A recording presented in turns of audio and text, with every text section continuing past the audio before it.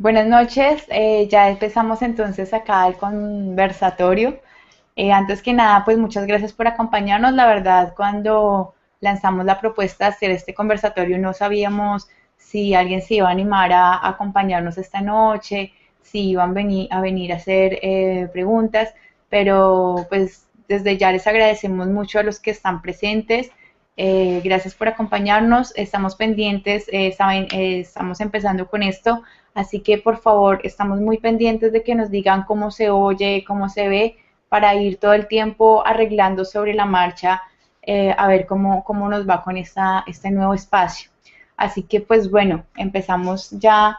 A ver, por favor, cuéntenme más que nada cómo me ven y cómo me oyen, para si estamos ok ya como ir empezando a hablar un poco acerca pues del tema que nos está convocando hoy. Quiero que sepan que pues es muy importante que estén hoy acá. Es un espacio que hemos querido abrir en el que lo más importante es que ustedes nos vayan contando lo que quieren ver, lo que quieren saber. Hoy es digamos, nuestro primer día y vamos a hablar acerca de los mitos que utilizan normalmente los defensores de la resolución 970, pero la idea es ir ampliando este espacio. Hoy solamente voy a estar yo, pero que desde, digamos, la investigación que yo he hecho y el camino que he recorrido de la mano del documental, les voy a contar como las preguntas que hice a muchos profesionales y el resultado de la investigación que he hecho durante este tiempo, pero además también quiero después contactar a más gente, traer expertos, no solamente alrededor del tema de semillas, sino que hablemos de otros temas que a ustedes les interesen. Así que pues desde ya decirles que lo más importante dentro de este espacio que queremos conformar son nuevamente ustedes. Así que están súper bienvenidos como siempre todas, como siempre hemos recibido todos los comentarios súper abiertos y súper dispuestos a responder, ¿no? A dar un debate que me parece que es muy sano que se dé hoy en la sociedad colombiana, que tenemos que dar y que somos nosotros los colombianos los que tenemos que empezar a abrir estos espacios en los que sean incluyentes, que sean democráticos, que haya una amplia participación y en realidad, ¿por qué no? Empezar el debate. Veo que en los comentarios ya hay como un medio debate armado, lo cual me parece que es muy bueno, de verdad me encanta porque desde el principio hemos estado con esa misión, abrir un debate, hablar sobre un tema que nos incluya a todos, pero que tal vez se ha discutido muy a puertas cerradas. Así que me encanta que hayan diferentes posiciones, me encanta que hayan diferentes formas de ver la vida, porque así es que se construye una nueva idea acerca de las cosas y más cuando hablamos de algo tan importante como las semillas. Entonces, bueno, nuevamente muchas gracias por dedicar este tiempo a ver nuestro espacio. Realmente su presencia es lo más importante. Y bueno, la verdad, estoy un poco muy emocionada porque ya veo que hay mucha gente, también los veo muy activos y a ver, yo en algún momento voy a voltear a mirar acá mucho porque me interesa ver cómo va avanzando esto. Muy bien.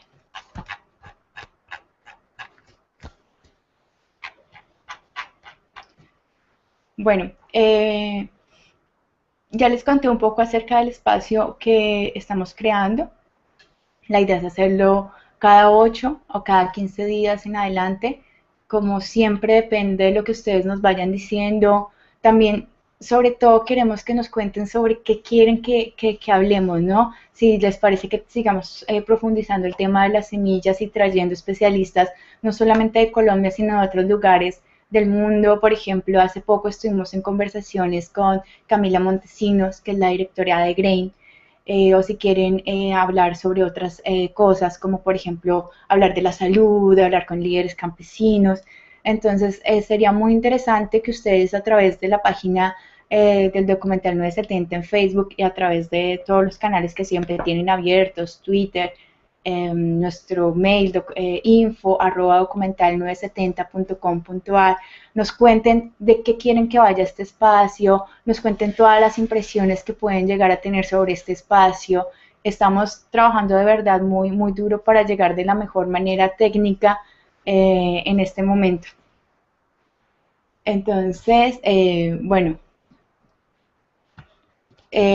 vamos entonces a empezar un poco, antes de empezar con los 5 mitos, que es como la promesa de este momento, quisiera hablar un poco con lo que ha pasado hasta este momento con la 970. Entonces, voy a hacer un resumen así muy rápido. El 5 de septiembre, el Gobierno Nacional y el ICA anunciaron que la resolución 970 había sido congelada.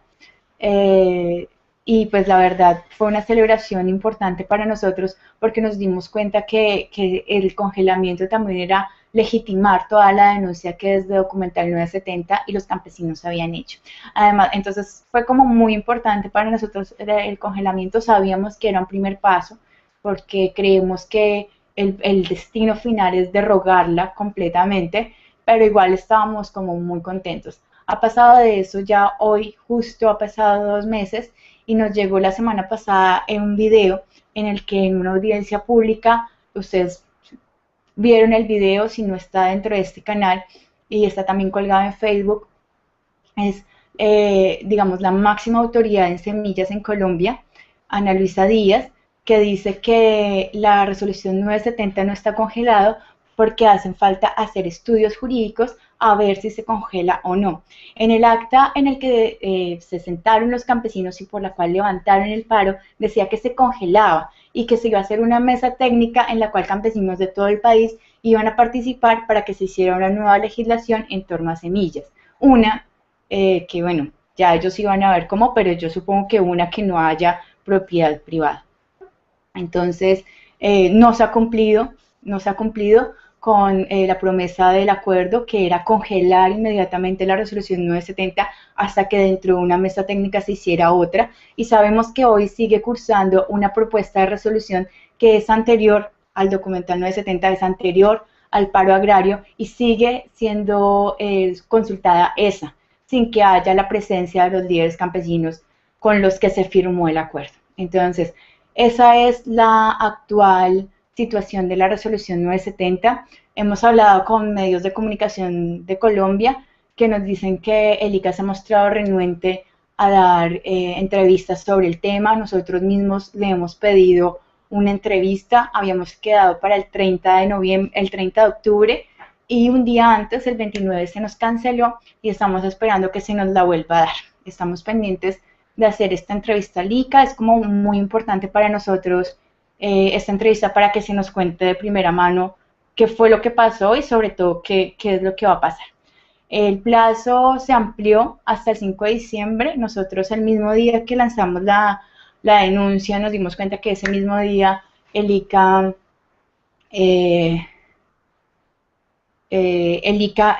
anunció que alargaba durante un mes más la consulta. Entonces ahora vamos hasta el 5 de diciembre.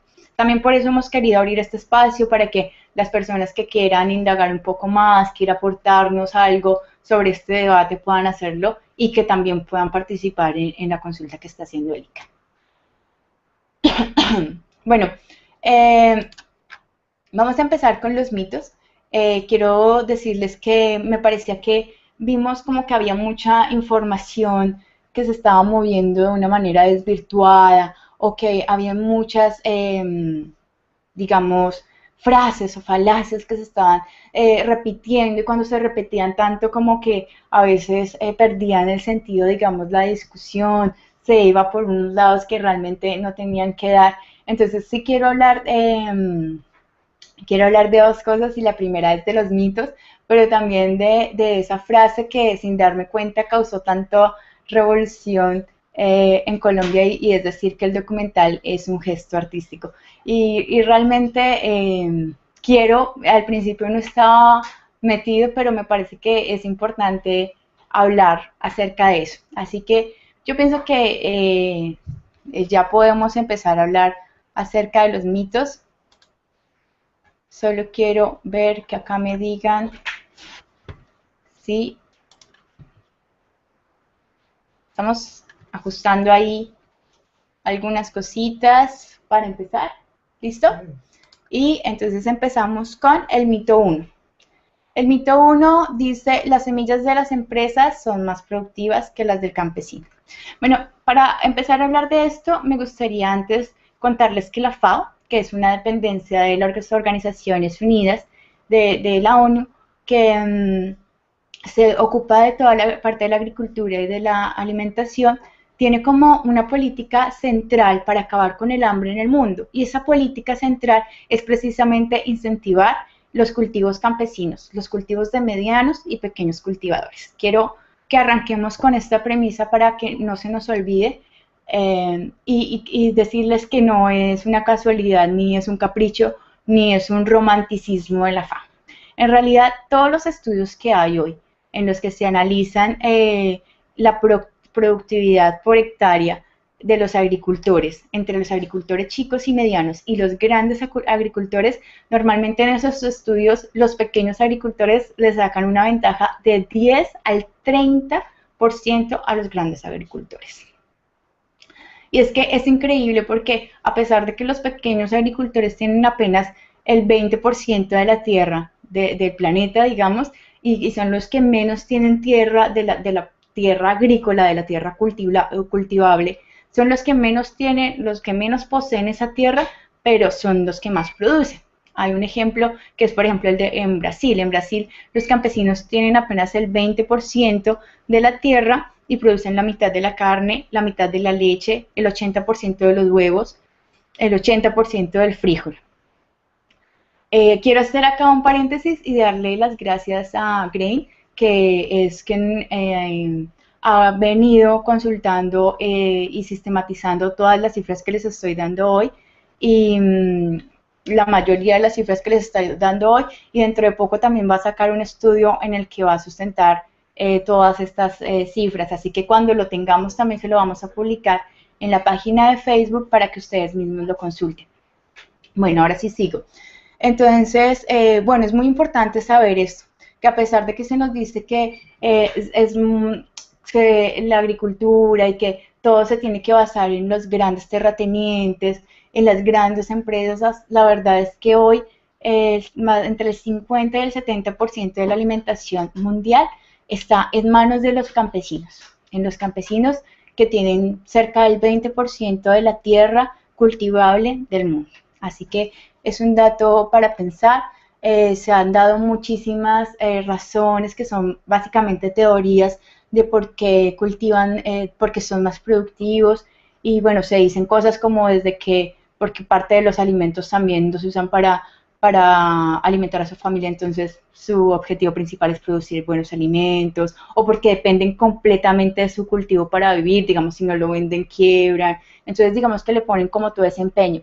Pero hay una que dice que conocen muy bien su tierra. Entonces, cuando un campesino se ha criado en la tierra, aprende a conocerla, aprende a conocer sus ciclos, y es menos probable que cometa errores que un agrónomo o que un nuevo terrateniente o que un administrador puede cometer fácilmente en una tierra que desconoce. Entonces, ellos tienen como un riesgo menor a cometer errores y por eso son tan productivos. Y bueno, como si esto fuera poco, como si fuera un dato menor, la verdad es que la agricultura ha avanzado con ellos, las semillas han evolucionado con ellos y siempre han evolucionado sin que exista esta idea de privatizar la semilla, de que la semilla tenga un dueño.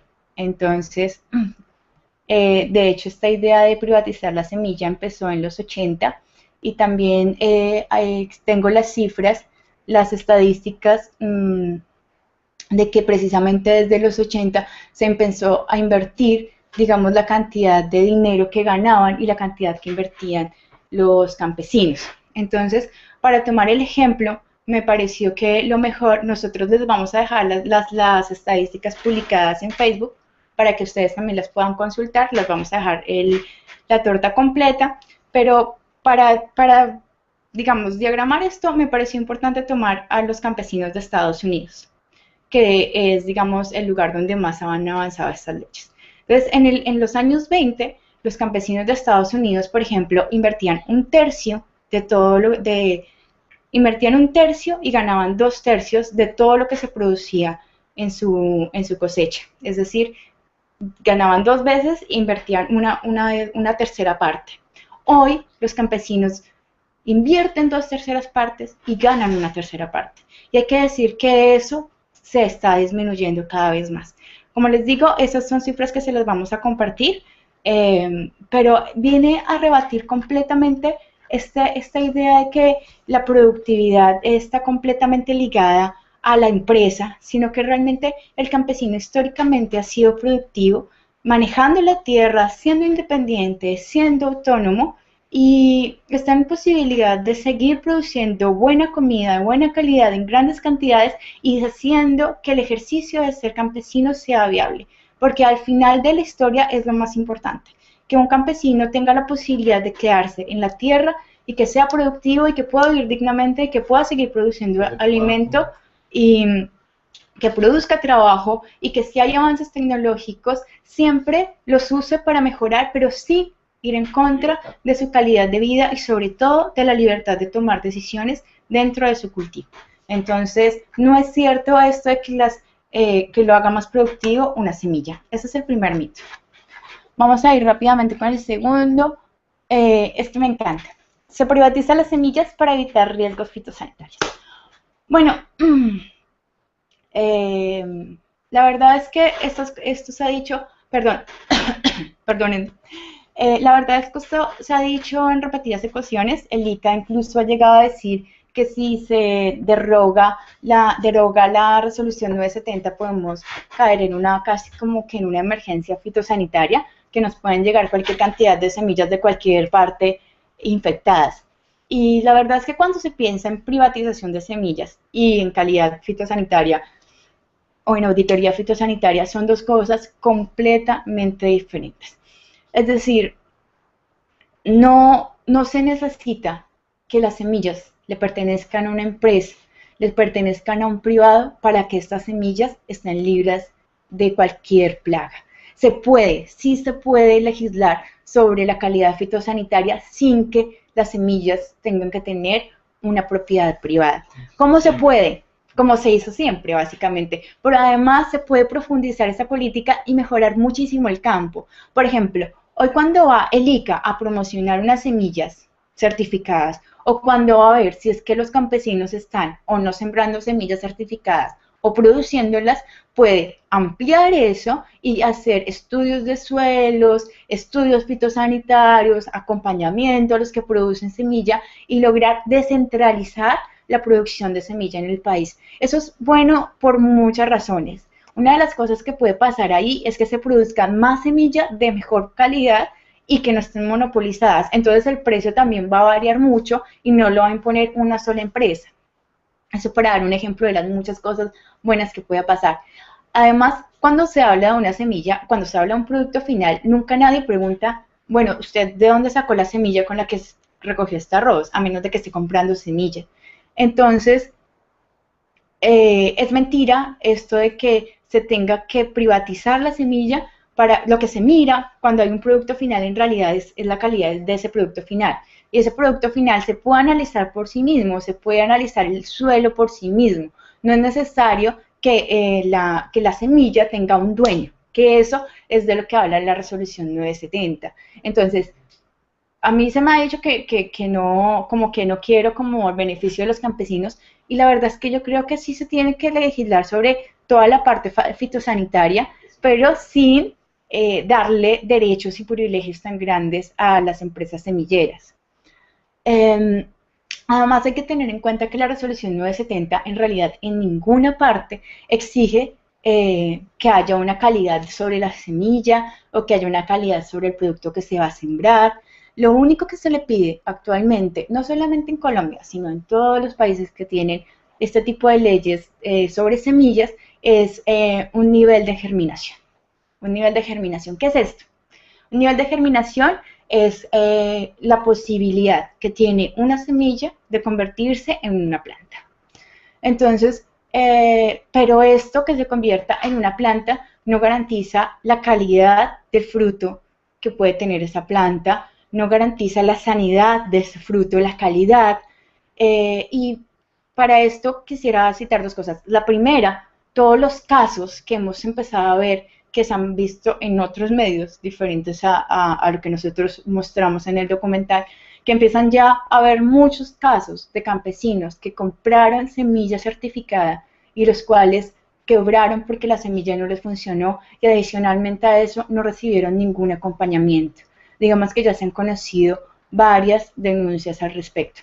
Adicionalmente a eso, el caso puntual que me parece importante acá marcarlo, el caso que mostramos en 970, Felipe precisamente había tenido un arroz que le había germinado. Él nos mostró todos los documentos en los cuales el ICA mismo fue, hizo el estudio y le había germinado en un 95%.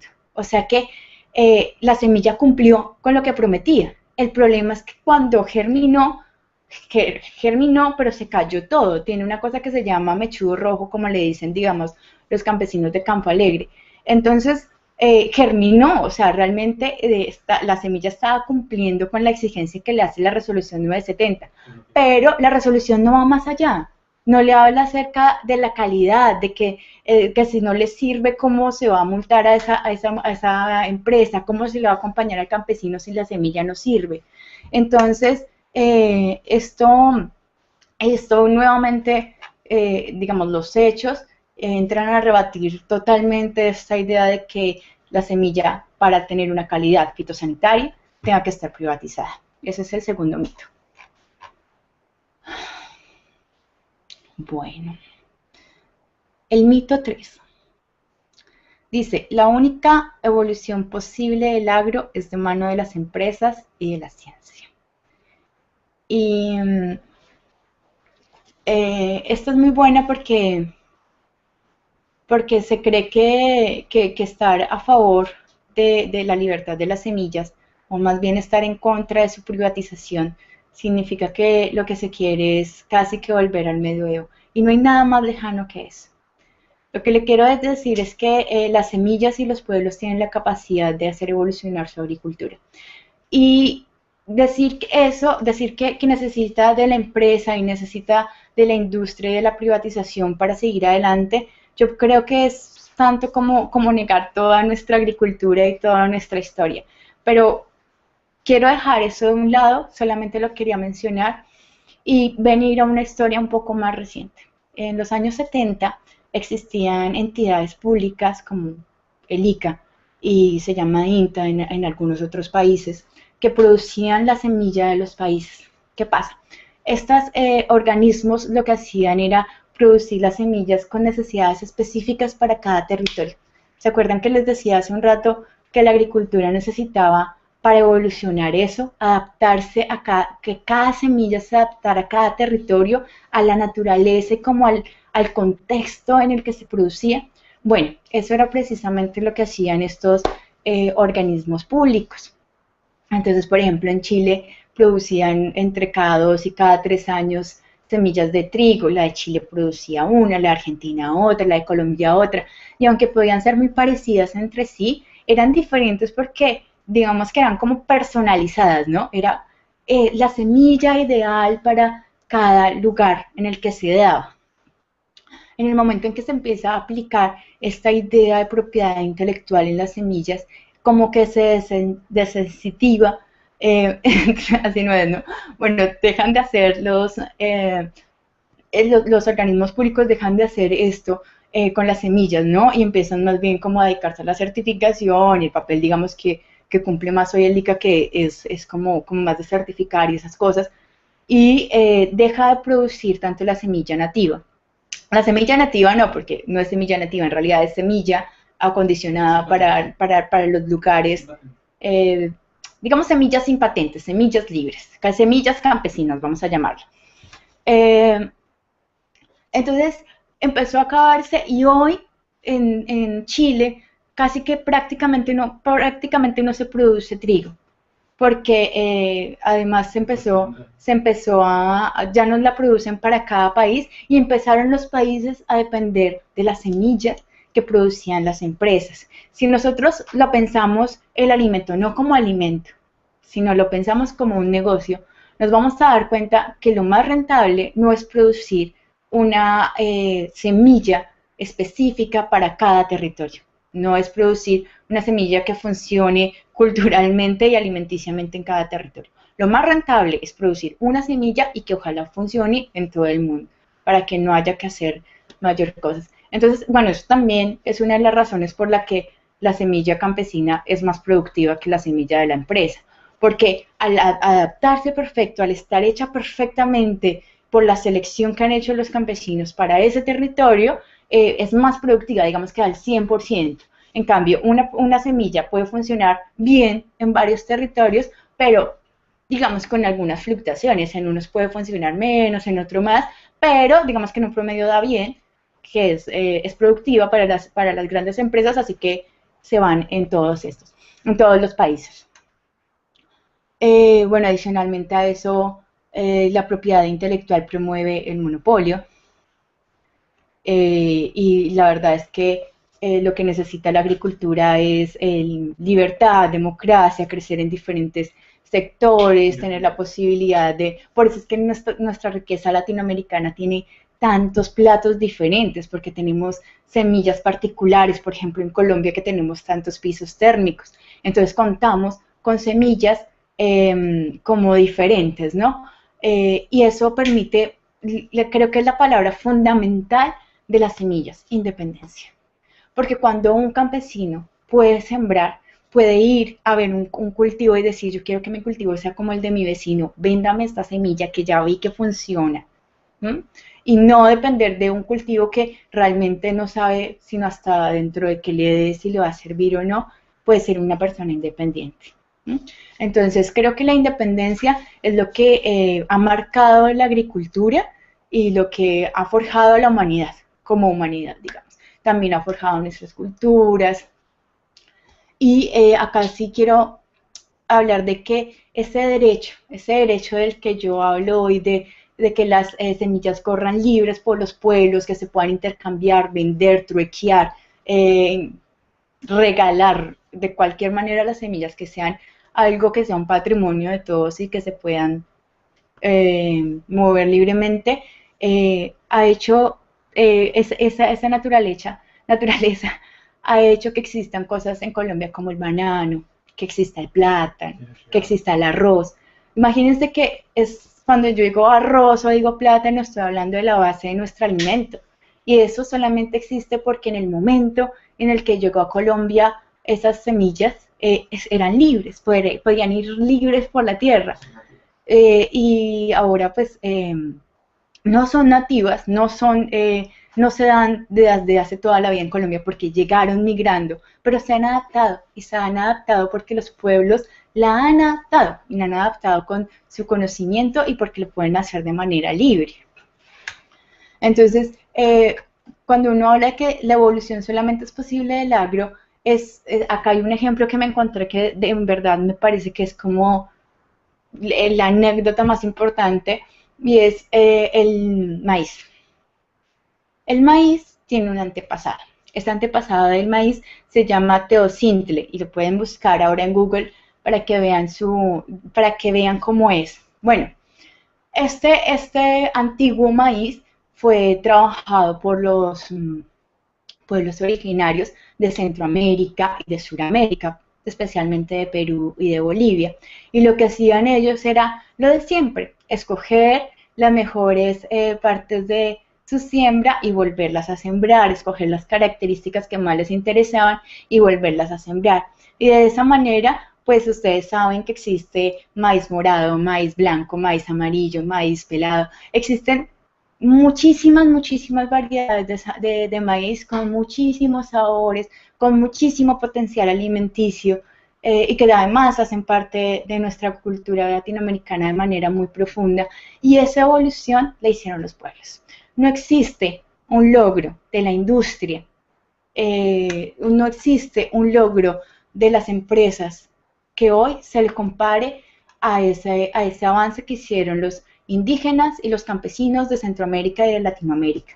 Entonces, negar que los campesinos y negar que los indígenas puedan seguir haciendo esto es retroceder muchos años y en verdad cerrarle las puertas a los campesinos para que lo sigan haciendo, es depender de un avance que ha demostrado en este tiempo que va mucho más lento y en un lugar, hacia un lugar muy diferente del que puede ir cuando las semillas están en manos de los campesinos, de quienes las cosechan, de quienes la conocen, que además lo han hecho de manera descentralizada, porque eso es muy importante, que así como no queremos que la riqueza se centralice en manos de pocos, porque ya vemos cómo terminan las desigualdades sociales, tampoco queremos que las semillas, la riqueza de nuestras semillas, se acumulen de manera centralizada en nadie.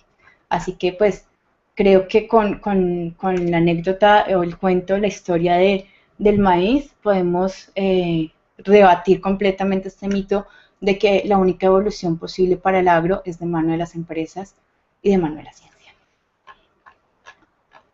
El cuarto mito.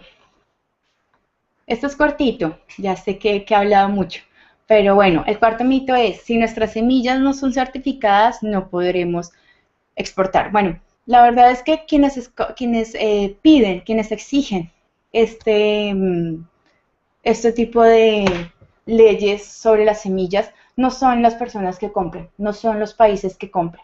Como ya lo habíamos dicho antes, cuando una carga llega, una carga de arroz, bueno, arroz en realidad no nos compran en Estados Unidos, pero café o banano que llega a Estados Unidos, cuando lo revisan no preguntan de dónde, de qué semilla se sembró, de dónde venía este arroz, sino preguntan qué calidad tiene, si tiene alguna enfermedad o no. Esa es la evaluación que hoy en día se le hace en un puerto a una carga de comida, cualquiera que sea.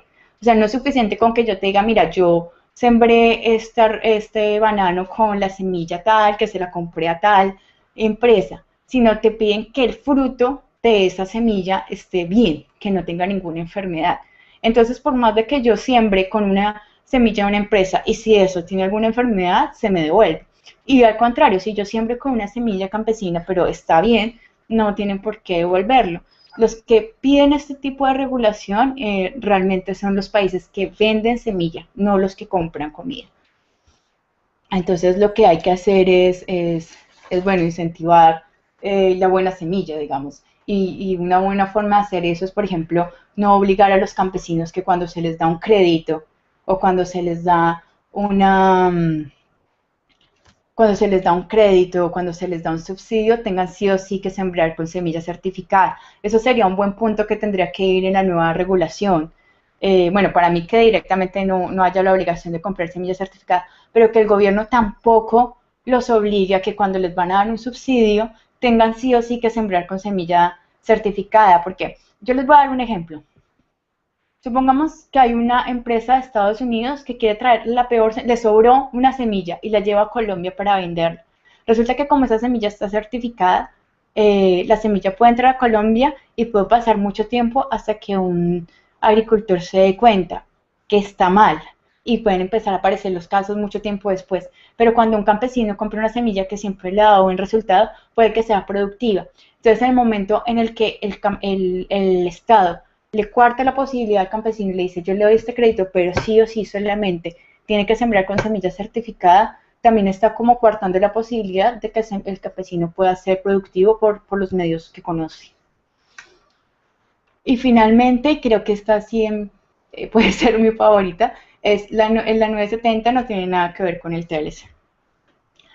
Yo de esto he hablado antes, hicimos un video precisamente para hablar sobre este tema, pero igual es algo que se viene repitiendo y pues fue algo que quise hablar porque además quería compartirles más información acerca de las raíces de estas leyes. Lo primero que tengo que decir es que la resolución 970 se aprobó en el 2010, que era el año en el que se estaba negociando el TLC, que ya desde esa época, y ese es un link que también se los voy a compartir acá mismo, la doctora Ana Luisa, que sigue siendo hoy la máxima autoridad de semillos en Colombia, en sus presentaciones ya para esa época decía que la resolución 970, la protección a los obtentores vegetales, la regulación de semillas, se hacía con el marco legal de POP 91. Eso como antecedente, igual les vamos a dejar la presentación. De todas maneras, si ustedes en este momento buscan obtentores vegetales más Ana Luisa Díaz, estoy segura que les va a aparecer en SlideShare, así que búsquenla, y si no, de todas maneras se los vamos a dejar acá copiadas. Ya desde esa época se hablaba de que estas resoluciones están basadas en UPOP 91. Después de eso, encontramos una carta en la que Ron Crick, que es el negociador de Estados Unidos, le enviaba específicamente al gobierno colombiano, al negociador del gobierno colombiano del TLC, en la cual le pedía que se firmaran, para ratificar el TLC, se tenían que ratificar 3 acuerdos internacionales. El tercer acuerdo era UPOP 91. Así que se pide en el TLC expresamente que se apruebe el UPOP 91 y expresamente el ICA acepta que estas regulaciones se hacen en el marco de ese mismo tratado. Así que me parece que está suficientemente claro. Pero les quería contar cómo se crea UPOP 91. UPOP se crea, es un organismo que se crea en el 61, lo hacen las representantes de las empresas semilleras, y lo que ellos pedían en ese momento era que se les respetara una forma de las patentes, pero no de las semillas, sino de los nombres de sus semillas. Entonces, lo que ellos pedían en ese momento era, bueno, yo voy a producir esta semilla. Yo a esta semilla le voy a poner semilla margarita. A esta semilla, ustedes, los agricultores, la pueden comprar, y cuando la vayan a reproducir, no la pueden vender como semilla margarita. Porque si es mi semilla y yo la saqué bien y ya, digamos, le hago todo un mercadeo, un marketing alrededor de ella y además funciona, no puedes usar ese nombre, el nombre. La semilla sí, el nombre no. Y desde esa época ha empezado a evolucionar las peticiones hasta llegar a lo que hoy se conoce como UPOP 91. Y quiero decirles que el UPOP 91 ha sido implementado a través de los TLC principalmente. A través de no solamente los TLC con Estados Unidos, sino también con Europa y con Australia. Porque es realmente hace parte de un lobby muy importante que hacen las empresas semilleras. Yo tengo acá el UPOP, digamos, la descripción que ellos hacen de sí mismos. Dice, UPOP, la Unión Internacional para la Protección de Obtentores Vegetales, constituida en 1961. El convenio UPOP es el fundamento en el que se apoyan los miembros para fomentar el fitomejoramiento mediante la concesión a los obtentores vegetales de un derecho de propiedad intelectual. Dos puntos, el derecho de obtentor. Si ustedes buscan hoy las leyes que están en UPOP, son leyes gemelas que solamente se le cambia el nombre entre países. Son leyes que no se adecúan a los países, digamos, a la realidad que siempre ha sido mi denuncia con 970, que habla de que se puede guardar que pueden guardar cosecha campesinos que tengan menos de 5 hectáreas, y olvida a toda la gran cantidad de medianos cultivadores que nosotros tenemos, personas que tienen 7, 30, que no tienen 1000 ni 1500 hectáreas, y que son personas que a veces alquilan, y que esta resolución en definitiva los deja por fuera. Quiero decirles también que esto ha entrado a partir de los TLCs al mundo, y también a través de la Organización Mundial de Comercio. Entonces, bueno, es como muy, están todos los datos dados, están todos los datos dados, está todo puesto como para que se siga repitiendo que no tiene nada que ver con el TLC. Me parece que es un argumento demasiado viejo, que se ha mostrado todo de verdad. Con 5 minutos en Google ustedes encuentran la carta a Colombia, nosotros también les vamos a compartir el clic, nosotros hemos publicado digamos, esa información. Entonces, me parece que de verdad es un argumento que está demasiado rebatido, y que ya deberíamos dejar de denunciar. Y al final tengo ya unas preguntas que quisiera empezar a responder, pero quiero hablar antes del gesto artístico. Quiero decirles que yo no vivo en Colombia hace algunos años. Estudié, hice una maestría en periodismo en Argentina. Y realmente en Argentina esto del gesto artístico y de la subjetividad como periodista es un debate que está ampliamente dado. Cuando se habla acerca de un hecho artístico, no es una cosa que no requiera rigurosidad a la investigación. Es un género artístico, es un género que se llama documental. Entre todos los géneros del periodismo hay un género que se llama el documental. ¿Y qué es lo que te permite el documental que no te permite otro género del periodismo? Es pararte en una posición, que el periodista sea el punto de vista desde donde se cuenta una historia. No significa con esto que el periodista pueda salir a decir cualquier cosa. Está basado en una información, está protegido como cualquier otra información periodística. Es una información periodística seria, pero está contada desde un punto de vista personal. Este tipo de, digamos que lo podemos comparar a nivel escrito, se puede comparar más con una columna. Las columnas son serias, pero simplemente se basan en la opinión del periodista. El periodista pone sus puntos de vista basado en una información, basado en un conocimiento, presenta unas pruebas, siempre desde el punto de vista de quién, del periodista. Entonces, esa fue la razón por la que yo escogí el documental. Y cuando me refería a un gesto artístico, realmente creo que en Colombia falta mucho que hablar acerca del arte, porque el arte es algo serio. Es tan serio que incluso ayudó a que Francia se fuera a lograr a que, a que África lograra la independencia. Y pueden buscarlo en la historia fácilmente, la manera en la que el arte ha influido políticamente. La posición de un artista siempre suele ser una posición independiente, y también por eso es que escogí el documental. Entonces, me parece que la bulla y la indignación por ser subjetivo y por ser artista es más, se debe más a un debate que está un poco atrasado en Colombia, y no a una falla, digamos, personal. La subjetividad en el periodismo, insisto, en países como Argentina está ampliamente debatida.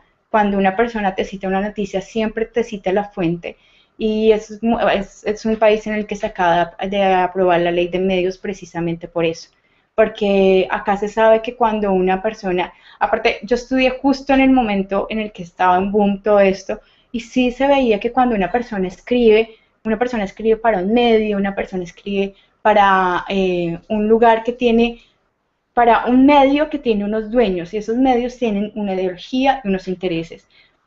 Y eso en el mundo periodístico se llama línea editorial, que es una forma muy sencilla de decir cómo, hacia qué lado tienes que dirigir una noticia. Hay un hecho concreto, y todos tenemos una posición frente a ese hecho concreto. Ok, un periodista es un ser humano y no deja de ser un ser humano, y todas las notas periodísticas, todos los documentales, todos los reportajes que ustedes ven, leen o oyen, tienen una posición particular de la persona que los hace. Desde el momento en que escoge un verbo, pues escoge el otro. Entonces, toda la comunicación es subjetiva, y la única diferencia es que yo me hago cargo de esa subjetividad, yo me presento de frente. Entonces, quería dejar ese mito, no lo tenía, pero me pareció importante ya que habían algunos interesados, así que ese es el motivo. Y ahora sí, creo que llegó un momento que de verdad me gusta mucho, y es las preguntas de ustedes, eh, como para que sea más entretenido y no sea yo dándoles lora todo el tiempo, ¿no? Bueno, el arroz de Campo Alegre fue tirado por los sacos químicos. Eso fue una de las cosas que se ha dicho muchísimo. De verdad se ha dicho mucho que el arroz estaba contaminado, que el arroz se tiró porque estaba en sacos químicos. Bueno, acá vamos a dividir la respuesta en varias partes porque hay varias formas en las que eso no es cierto.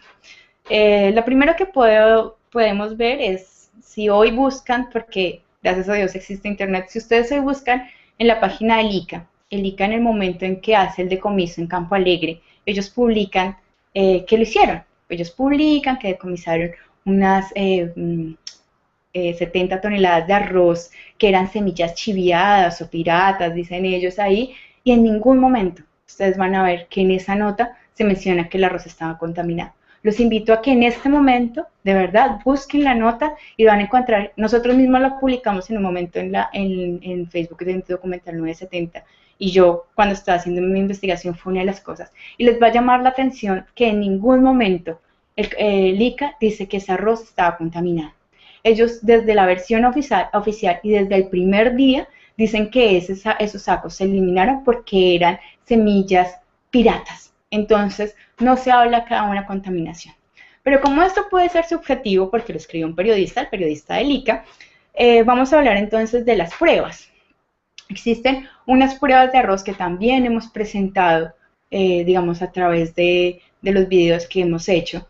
Y lo que hicieron los campesinos de verdad se sentían en un estado como de desprotección tan terrible que ellos empezaron a tomar pruebas aleatorias antes de la destrucción en presencia de funcionarios del ICA, y eso se lo entregaron a la personera y desde la oficina de la personera se envió eso al laboratorio de la Universidad Nacional de Colombia.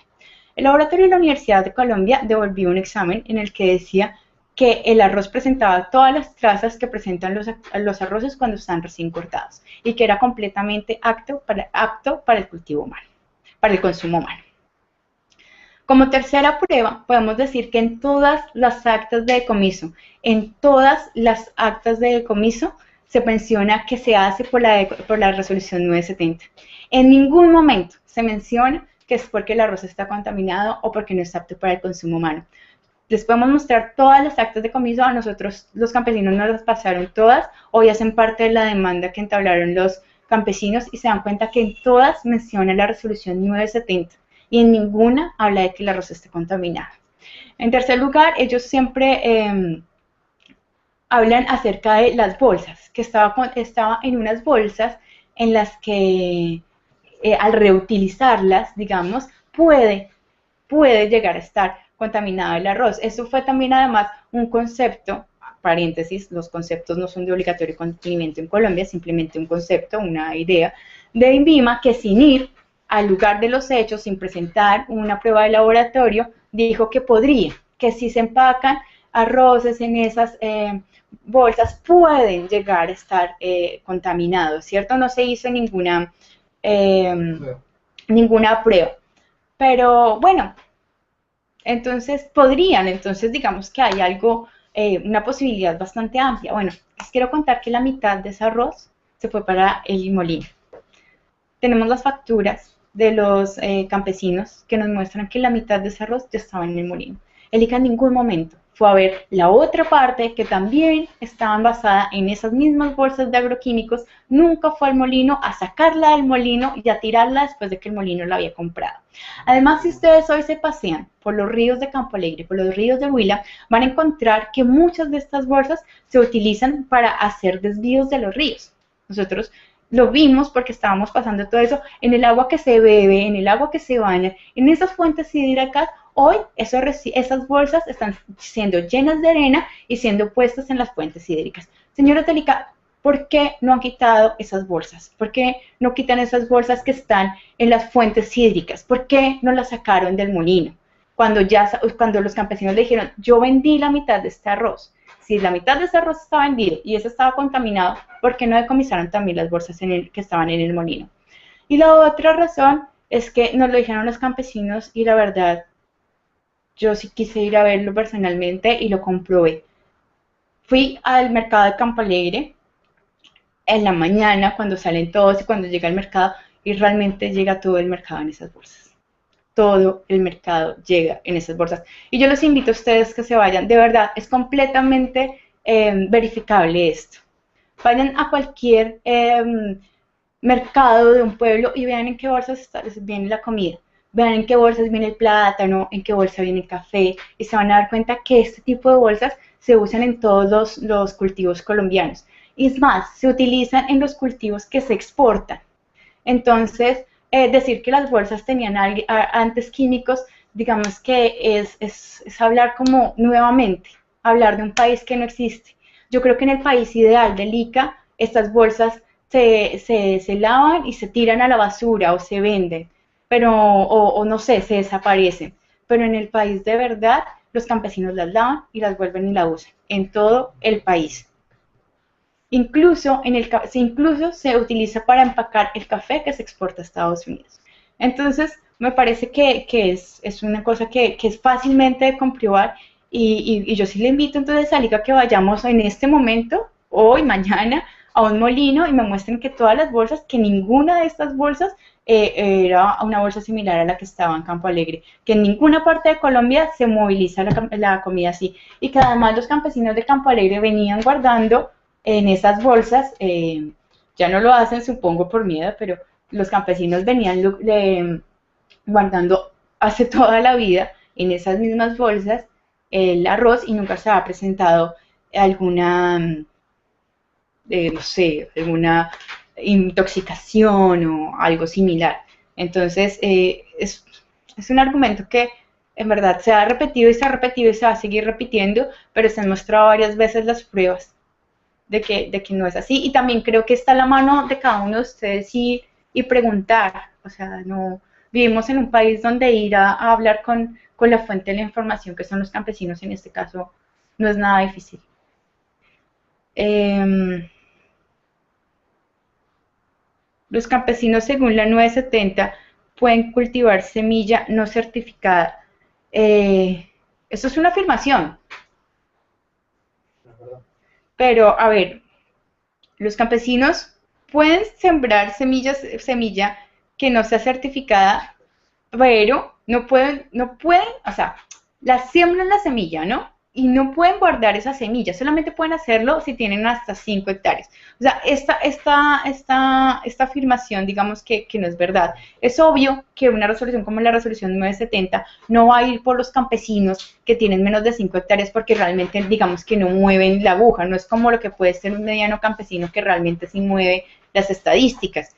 Pero existen muchos medianos agricultores, o sea, decirte, mira, puedes sembrar semilla y puedes guardar, pero solo si tienes 5 hectáreas. La verdad es que esas personas que tienen menos de 5 hectáreas no son tantas. Y las que son, digamos, no están de manera activa en el negocio. No, para darte un ejemplo, la gente de Campo Alegre, ninguna tenía 5 hectáreas. Todos los que nosotros entrevistamos tenían 5, 6, 7 más hectáreas de 5, porque son mini empresarios del cultivo. Y es que Colombia está lleno de eso. No está solamente lleno del campesino pobre que solamente cultiva para su familia. No, hay muchos campesinos y creo que esos son los que hay que defender también de manera muy fuerte, que son mini empresarios del campo, que son personas que tienen 7 hectáreas. Además hay que decir que los campesinos pueden, ahora con la nueva excepción, se permite la semilla nativa, pero siempre y cuando esa semilla no sea comercializable. Entonces es como quitarle un arma al campesino, como así, o sea, yo lo puedo hacer pero no la puedo vender y si produzco buena semilla, entonces ¿qué hago? Me como toda esta semilla y si tengo 7 hectáreas, es que ese es el tema. Tú no puedes, o sea, la ley equipara de verdad una persona que tiene 5 hectáreas, que tiene 6 hectáreas con una que tiene 1000. ¿Y dónde está el resto? Que son muchísimos los que tienen 7, 8, 10, 30, 50. ¿Sigo? O sea, son muchísimos, no son grandes empresarios. Uno se imagina que una persona que tiene 30 hectáreas es un súper millonario y la verdad es que no. La verdad es que Colombia tiene muchísimos campesinos en ese rango de más de 5 hectáreas. Los de 5 hectáreas son, repito, son los más chiquitos, los más pobres, pero digamos, los que jalan el campo, los que jalan la producción, también están entre más hectáreas, 7, 8, 9, y hacer una resolución sin que se cubra este rango de personas, pues es muy grave, porque es clase media. O sea, es como una eliminación de la clase media. Es como si lo equiparo con la salud, si eres muy pobre y no tienes trabajo, puedes ser protegido por la salud. Y si no, tienes que pagar una prepaga. Es como algo así, o sea, como el que más tiene y el que menos tiene, pero ¿dónde queda la clase media? ¿Dónde queda la clase media del campesino? Que además son como lo que veíamos antes, son los que más producen, son los que más mueven y son la mayoría de los que están protestando además.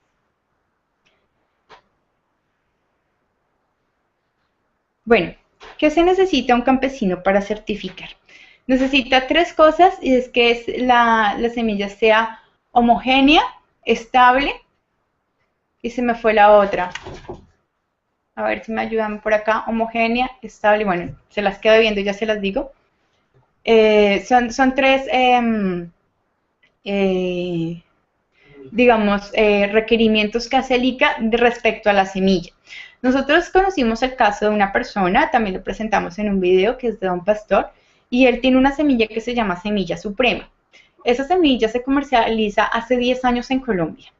La verdad es que él no le había puesto, él le había puesto punto blanco, pero se empezó a conocer en todo Cundinamarca, en todo Boyacá como semilla suprema. Él no es un ingeniero agrónomo, él es un campesino que experimentó, hizo pruebas, sacó una papa que resultó bastante bien. Y a pesar de que, como les digo, se compra en diferentes partes de Boyacá y de Cundinamarca, no la ha podido certificar. La razón por la que no la ha podido certificar, según lo que él nos dijo, es porque no era ingeniero agrónomo y tenía que entrar a pagarle a un ingeniero agrónomo que estuviera inscrito en el ICA. Y los ingenieros agrónomos que le ha podido contactar, incluso a Fedepapa, le han dicho que lo que él tiene que poner es dinero. Y realmente Don Pastor pues tiene su papa, produjo su papa, pero no tiene el dinero que le piden para certificar. Entonces ha sido, a pesar de que el ICA ha dicho que los campesinos pueden certificar, la verdad es que nosotros conocemos casos de campesinos que no lo han podido hacer. Pues el caso de Don Pastor es como muy, para mí fue muy importante porque es una papa que en verdad cuando yo iba llegando a entrevistarlo pregunté en muchas partes que si conocían esta papa suprema, que sabían, y la verdad muchos la conocían, muchos me decían que creían que se producía en esta hacienda y la compraban mucho. Hoy se comercializa mucho y les puedo decir que es una papa ilegal, pero es tremendamente sabrosa y tremendamente productiva, pero no ha podido ser certificada. Así que, pues para el ICE sigue siendo ilegal la papa de Don Pastor y lo que él ahora tiene es miedo de que de pronto lo judicialicen. Pero, o que una empresa tome su papa y como tiene la plata y los medios, y sobre todo el ingeniero, el apoyo del ingeniero para certificarla, vaya, ponga la plata y él quede como el pirata. Y pues bueno, la verdad es que hasta el momento en que yo hablé con él, le había ido al ICA a pedir asesoramiento y no le habían puesto, por ejemplo, un agrónomo. Te ponemos este agrónomo del ICA que va y te hace los papeles, sino que él tenía que pagarlo con su propio dinero. Y realmente era un valor que él no podía pagar. Entonces, en la práctica, los casos que yo conozco funcionan así. El ICA ha dicho que se puede certificar cualquier campesino, cualquier persona, pero yo quisiera conocer los casos de las personas que tienen certificado y comercializando hoy esas semillas. Porque dice que los transgénicos son peligrosos. Bueno, ya tengo el dato que les había quedado debiendo, las características que debe cumplir una semilla para que sea certificada es homogénea, nueva, distinta y estable. Bueno, ¿por qué dice que los transgénicos son peligrosos? Bueno, no es algo que yo haya dicho abiertamente, si me lo preguntan, sí lo creo, igual no lo he dicho nunca, en el documental, por ejemplo, nunca se dice así como los transgénicos son peligrosos, yo lo creo, pero quiero decirles que si uno busca información, digamos, sobre ellos, información científica, puede encontrar literatura tanto a favor como en contra y ya depende un poco más de la visión de cada uno. No hay ninguna prueba de que los transgénicos sean, no hay estudios así muy suficientes para que demostrar que los transgénicos sean buenos. De todas maneras, tomemos un ejemplo que es el TPC. Bueno, era un químico de Monsanto que Monsanto sacó hace 10 años e incluso quien lo creó ganó el premio Nobel a la Agricultura. Bueno, 10 años después de ser implementado, se descubrió los daños tan terribles que hacía en seres humanos este químico y la verdad es que no se podía volver atrás sobre lo que había hecho, pero sí se pudo sacar del mercado. Los transgénicos se puede hoy poner y se puede tomar la decisión, digamos, es un riesgo porque no se sabe, puede que sí, puede que no. Yo pienso que como gobierno se debería decir si puede hacer daño, mejor no. Pero lo cierto es que si en 10 o en 15 o en 20 años se comprueban que todas las cosas que dicen que dan los transgénicos son ciertas y se hacen pruebas, así muy clara sobre los efectos de los transgénicos, sobre eso sí no se puede volver atrás. Porque una de las características de los transgénicos es que contaminan a todos los cultivos que tienen a su alrededor. Entonces, si tenemos la posibilidad de tomar una decisión, si estamos en 50%, mira, te puedes tomar esta pastillita, por ahí te mueres, por ahí no. Yo pienso que un gobierno debería tomar la opción de mejor no tomo el riesgo, mejor no pongo en riesgo mi población, máxime cuando es una decisión que no se puede volver atrás, porque como te digo, los transgénicos contaminan los cultivos que están alrededor. Además, los transgénicos tienen una característica que es sí, en serio, esta es por la que yo no estoy de acuerdo con ellas, y es porque a quienes ayudan es a los grandes terratenientes. Los transgénicos apoyan, hacen que las grandes tierras no necesiten mano de obra, por ejemplo, y colabora con el empobrecimiento del campo, permite de alguna manera que haya más acaparamiento de tierra, al beneficiar solamente a los grandes productores. Entonces, realmente mi posición, si es lo que quería saber, es esa. Eso es más es un tema ideológico y económico que científico, mi posición sobre los transgénicos.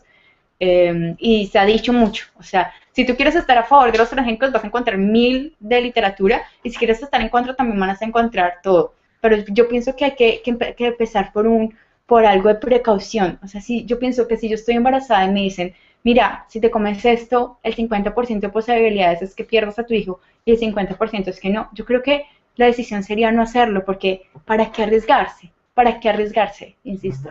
Además, tampoco es que nos estén cambiando la vida, ¿no? Si le están cambiando la vida y si está mejorando la vida de unos pocos, los de siempre. Entonces, ¿para qué nos vamos a arriesgar todo por algo que realmente no tenemos certeza? Me parece que esa es la posición sobre los transgénicos. ¿Vamos con más preguntas? A ver, no sé cómo vienen ellos.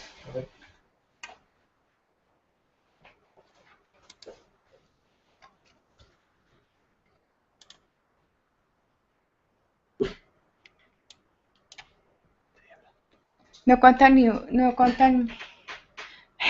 perdón, la ceguera profunda. Bueno, acá preguntan acerca de que cómo contaminan a los otros cultivos. Mira, cuando una semilla es no transgénica y una semilla es transgénica, en el momento en que ese gen se mezcla con el otro, la otra, digamos la no transgénica, queda con características de la transgénica. Y entonces en ese punto se vuelven todas transgénicas. Y además, muchas de las no es casualidad, digamos, que muchas de las semillas transgénicas estén atadas a un paquete tecnológico. Y también yo pienso que cuando se habla de transgénicos, siempre hay que mirarlo desde la misma opción, que es, me fui. Cuando se habla de transgénicos, hay que mirarlo siempre desde, yo utilizo como, digamos, como una fórmula para cuando quiero analizar las cosas, y es qué intenciones hay, ¿no? Entonces, cuando se mira la educación como un bien público, ¿cómo se desarrolla esta idea de bien público? O cuando se mira la educación como un negocio, ¿cómo cambia? Pues es lo que está pasando también con la salud. Entonces, yo creo que también cuando el alimento deja de ser un alimento, deja de ser cultura, deja de ser identidad y se convierte en un mero negocio, también hay que mirar con un prisma como muy importante esto, ¿no? Porque cuando una persona tiene un negocio, una empresa tiene un negocio, lo que quiere es ganar dinero. Así que hasta dónde va a llegar y hasta dónde nosotros le permitimos llegar para ganar ese dinero, digamos. Entonces es como siempre una buena manera para mí de analizar las cosas, y es hasta dónde esto es el negocio. Yo creo que ya vamos cerrando. Quiero nuevamente darle las gracias a todos los que estuvieron, de verdad, sobre todo a los que se quedaron hasta acá. Sé que las semillas a veces son un tema complejo, son un tema que al no sembrar y al no cultivar a veces se nos hace muy lejano. También sé que muchos de ustedes son personas muy juiciosas que han estudiado mucho el tema y que constantemente aportan cosas, y de verdad les agradezco que estén acá, y les agradezco también mucho que llenemos y que avivemos este debate. Como les digo, yo no pretendo que todo el mundo esté de acuerdo con mi posición, pero sí que todo el mundo tenga una posición, y que el día que se vuelva a hacer una regulación sobre semillas se nos haya consultado a todos. que todos estemos sabiendo lo que pasa y estemos seguros de que así es como queremos que se manejan las semillas en nuestro país. Me parece que es lo más importante tener una posición, después cuál y si cuál es la acertada, me parece que se va a ir viendo en el tiempo. Así que en verdad, muchas gracias por el tiempo que de estar acá. Recuerden que vamos a estar muy pendientes de ustedes. Queremos saber si quieren que se repita este espacio, si les gustó, si quieren que la próxima vez hablemos. Por ejemplo, hay un tema que a mí me está interesando ahorita mucho, que puede ser el de la salud, si quieren que hablemos con algún líder campesino, que si quieren que hablemos con César Pachón o con otro líder campesino que digamos que no se conozca, si quieren conocer al líder de los cafeteros, entrevistarlo en este espacio, o qué temas les están dando así vueltas para que nosotros podamos gestionar otra vez esto, pero esta vez con invitados. Si quieren seguir hablando con de semillas, pero que invitemos, digamos, abogados, agrónomos. Realmente estamos abiertos para ustedes. Es un espacio que quiero dedicárselos completamente, una vez a la semana o dos veces al mes, como se vaya dando, pero, pero se va a dar en la medida que ustedes nos lo pidan y nos ayuden a construir para que realmente tenga sentido esto como lo que hemos venido haciendo. De verdad me gustó mucho estar acá. Es una manera de estar cerca a mi país y a ustedes. Y bueno, nos seguimos viendo. Sigan comentando en Facebook o en lo que quieran porque los quiero, así tengo muchas ganas de seguirlos leyendo para que nos sigan marcando el camino. Muchas gracias. Colombia, sino de otros lugares del mundo. Por ejemplo, hace poco estuvimos en conversaciones con Camila Montesinos, que es la directora de Grain, o si quieren hablar sobre otras cosas, como por ejemplo hablar de la salud, hablar con líderes campesinos. Entonces, sería muy interesante que ustedes a través de la página del documental 970 en Facebook y a través de todos los canales que siempre tienen abiertos, Twitter, nuestro mail info@documental970.com.ar, nos cuenten de qué quieren que vaya este espacio, nos cuenten todas las impresiones que pueden llegar a tener sobre este espacio.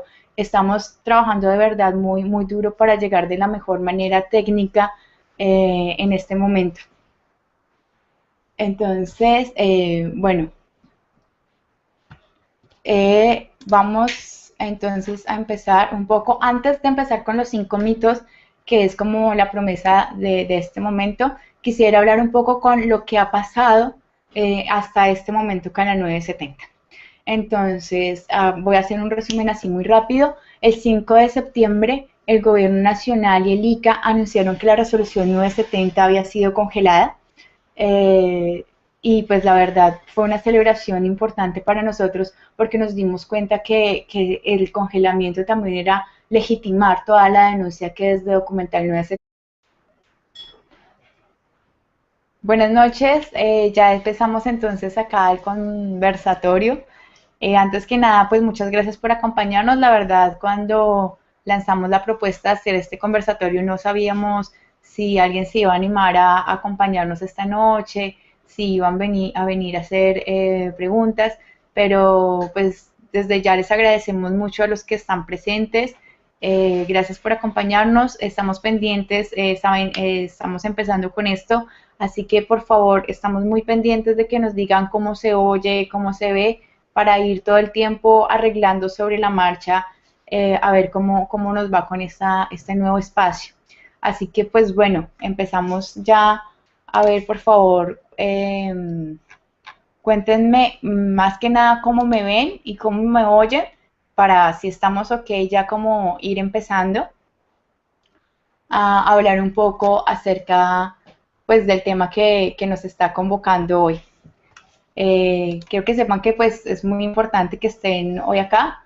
Es un espacio que hemos querido abrir en el que lo más importante es que ustedes nos vayan contando lo que quieren ver, lo que quieren saber. Hoy es digamos, nuestro primer día y vamos a hablar acerca de los mitos que utilizan normalmente los defensores de la resolución 970 sobre un tema que nos incluye a todos, pero que tal vez se ha discutido muy a puertas cerradas. Así que me encanta que hayan diferentes posiciones, me encanta que hayan diferentes formas de ver la vida, porque así es que se construye una nueva idea acerca de las cosas y más cuando hablamos de algo tan importante como las semillas. Entonces, bueno, nuevamente muchas gracias por dedicar este tiempo a ver nuestro espacio. Realmente su presencia es lo más importante.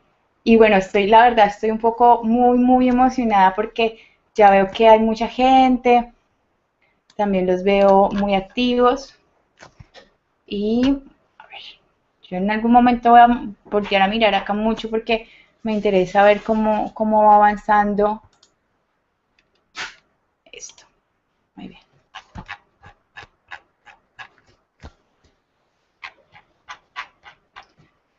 Bueno, ya les conté un poco acerca del espacio que estamos creando. La idea es hacerlo cada 8 o cada 15 días en adelante. Como siempre depende de lo que ustedes nos vayan diciendo. También, sobre todo, queremos que nos cuenten sobre qué quieren que hablemos, ¿no? Si les parece que sigamos profundizando el tema de las semillas y trayendo especialistas, no solamente de Cortenta y los campesinos habían hecho. Además, entonces fue como muy importante para nosotros el congelamiento. Sabíamos que era un primer paso porque creemos que el destino final es derrogarla completamente, pero igual estábamos como muy contentos. Ha pasado de eso ya hoy, justo ha pasado 2 meses y nos llegó la semana pasada en un video en el que en una audiencia pública, ustedes vieron el video, si no está dentro de este canal y está también colgado en Facebook, es, digamos, la máxima autoridad en semillas en Colombia, Ana Luisa Díaz, que dice que la resolución 970 no está congelado porque hacen falta hacer estudios jurídicos a ver si se congela o no. En el acta en el que se sentaron los campesinos y por la cual levantaron el paro, decía que se congelaba y que se iba a hacer una mesa técnica en la cual campesinos de todo el país iban a participar para que se hiciera una nueva legislación en torno a semillas. Una que bueno, ya ellos iban a ver cómo, pero yo supongo que una que no haya propiedad privada. Entonces, no se ha cumplido con la promesa del acuerdo, que era congelar inmediatamente la resolución 970 hasta que dentro de una mesa técnica se hiciera otra. Y sabemos que hoy sigue cursando una propuesta de resolución que es anterior al documental 970, es anterior al paro. Pero la idea es ir ampliando este espacio. Hoy solamente voy a estar yo, pero que desde, digamos, la investigación que yo he hecho y el camino que he recorrido de la mano del documental, les voy a contar como las preguntas que hice a muchos profesionales y el resultado de la investigación que he hecho durante este tiempo, pero además también quiero después contactar a más gente, traer expertos, no solamente alrededor del tema de semillas, sino que hablemos de otros temas que a ustedes les interesen. Así que pues desde ya decirles que lo más importante dentro de este espacio que queremos conformar son nuevamente ustedes, así que están súper bienvenidos como siempre todas, como siempre hemos recibido todos los comentarios súper abiertos y súper dispuestos a responder, ¿no? A dar un debate que me parece que es muy sano que se dé hoy en la sociedad colombiana, que tenemos que dar y que somos nosotros los colombianos los que tenemos que empezar a abrir estos espacios en los que sean incluyentes, que sean democráticos, que haya una amplia participación y en realidad, ¿por qué no? Empezar el debate. Veo que en los comentarios ya hay como un medio debate armado, lo cual me parece que es muy bueno, de verdad me encanta porque desde el principio hemos estado con esa misión, abrir un debate, hablar